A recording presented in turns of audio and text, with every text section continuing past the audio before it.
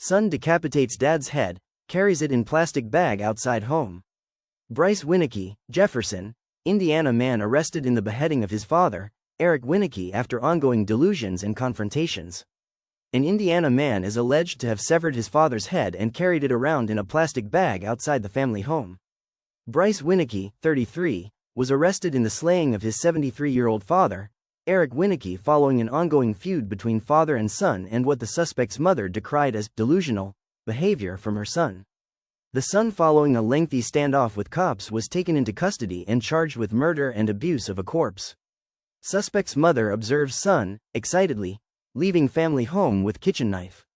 Ann Winicki, Bryce's mother and Eric's ex-wife, reported her son's irrational behavior to authorities on Friday, August 15, after observing Bryce excitedly leaving their Jeffersonville home early in the morning with a knife from the kitchen and driving off, according to a probable cause affidavit cited by the Courier-Journal. She called the police around 10 a.m. and told officers she was worried her son might have harmed his father. Meanwhile, Ann, to no avail, had tried to reach Eric only to get no answer. According to the arrest affidavit, Bryce had been expressing frustration with his father, noting a deep friction in text messages and statements.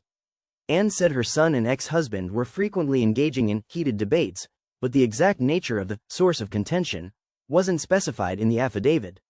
During questioning, Ann disclosed her son having sent a text telling his father that he unforgives him and that he didn't want to see or speak to him again. By the time police arrived at Eric's home around 10:16 a.m., they spotted a man near the residence carrying a plastic bag with some sort of object that was approximately the size of a human head, according to the affidavit. Police returned with a search warrant an hour and a half later and rushed inside. They followed a distinct trail of blood all the way up to the master bedroom, where they found Eric's headless body and an abandoned knife, according to the affidavit. Court papers described a substantial physical confrontation having occurred at the victim's residence.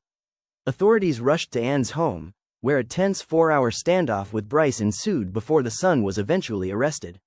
Soon after, cops recovered a decapitated head said to be that of the father stashed in a secret room. Reviewed video footage captured on doorbell camera showed the son carrying a large knife and appearing to be talking on the phone with someone along with holding the laden plastic bag, WAVE3 reported. Police said doorbell video also captured Winicki walking up to the Summerlin Drive house, carrying an elongated object, on August 13 at 11:53 p.m. 2 days prior to the slaying. Video reportedly shows him leaving on August 14 at 12:47 a.m. At some point, the son had texted his mother saying, "I killed him. I went over to Dad's because he is the evilest person that ever lived. I cut his head off." Court documents also stated Eric having a number of other stab wounds, along with blood on the walls and ceiling, WLKY reported. Police had yet to determine how long the father had been dead when the son beheaded the man. Bryce is currently being held in the Clark County Jail and is scheduled to appear in court on Tuesday. Prosecutors are seeking a sentence of life in prison, according to court records. Like and subscribe for more.